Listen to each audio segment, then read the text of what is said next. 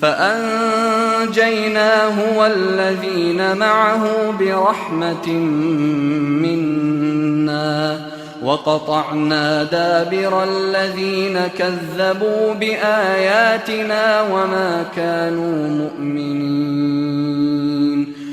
فَأَنْجَيْنَاهُ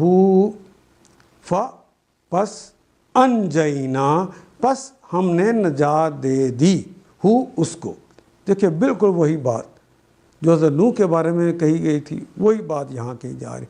فَأَنْجَيْنَاهُ ہم نے ان کو نجات دے دی وَالَّذِينَ مَعَهُ اور جو لوگ ان کے ساتھ تھے اہل ایمان کو اور ان کے مشن پر چلنے والوں کو اللہ نجات دے دیتے ہیں برحمت منا اپنی رحمت کے ساتھ.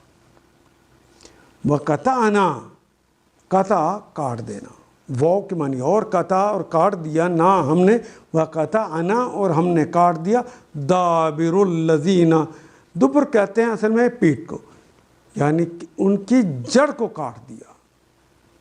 الذین کذبوا جنہوں نے جھٹلایا تو ان کی وہ جڑ کو ہی کاٹ دیا.